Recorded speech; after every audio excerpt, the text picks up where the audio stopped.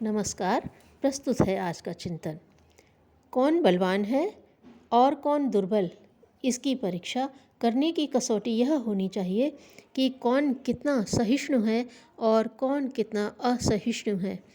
जो तनिक सी विपरीतता सामने आते ही उबल पड़ता है या डरने कांपने लगता है, समझना चाहिए कि यह दुर्बल किस्म का मनुष्य है।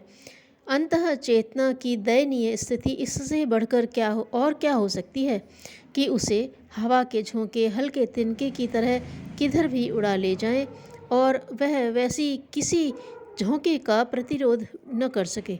भारी और वजनदार वस्तुओं का मूल्य और टिकाऊपन इसलिए होता है कि वे अवरोधों को सहन करते हुए अपनी राह पर अपनी दिशा में ठीक तरह चलती रह सकती हैं। रेलगाड़ी और वायुयान यदि हवा के प्रवाह की दिशा में उड़ने चलने लगे तो फिर उनमें बैठने वालों का ईश्वर ही रक्षक है। हर मनुष्य की आकृति एक दूसरे से भिन्न है और प्रकृति भी। हर आदमी की मनः स्थिति एक सी नहीं होती। उसके सोचने का अपना तरीका होता है और निर्णय करने का अपना ढंग। यह मानसिक स्तर जन्म जन्मांतरों के संस्कारों और स्तरों पर निर्भर रहता है। उसमें सुधार परिवर्तन भी होता है, पर आवश्यक नहीं कि हर व्यक्ति दूरदर्शी और विचारशील ही हो। साथ ही यह भी अनिवार्य नहीं कि मनुष्यों की विचारधारा, रुचि, प्रकृति और मनोस्थिति एक जैसी हो। इस प्रकृति प्रदत्त भिन्नता को हमें ध्यान में रखना होगा और यह मानकर चलना होगा कि समन्वयशीलता और सहिष्णुता की नीति अपनाकर यथासंभव अधिक से अधिक तालमेल बिठा सकने में ही आंशिक सफलता मिल सकती है और उसी काम चलाऊ समझौते के आधार पर जीवन संकट को गतिशील रखा जा सकता है। हमारी ही आकृति या प्रकृति के सब लोग बन जाएं, यह सोचना बेकार है।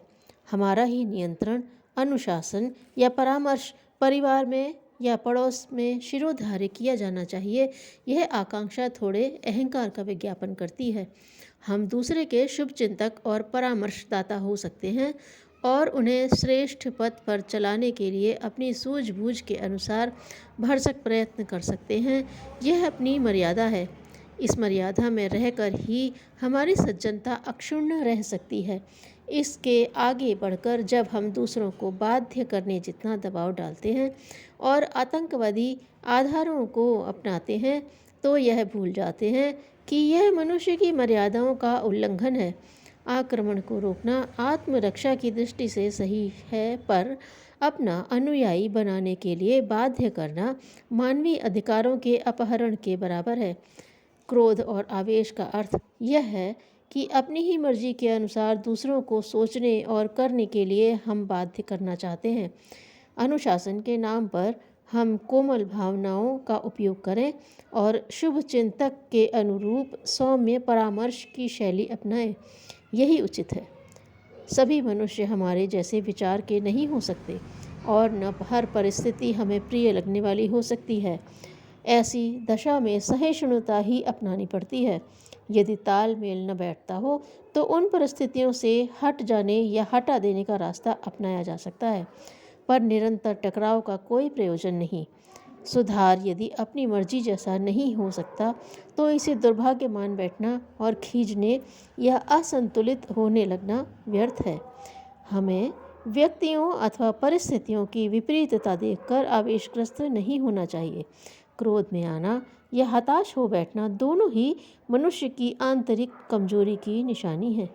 परिस्थितियों से धैर्य और औचित्य के आधार पर निपटा जाना चाहिए और सफलता को अनिवार्य न मानकर अपने प्रयास एवं कर्तव्य की सीमा में संतोष करना चाहिए।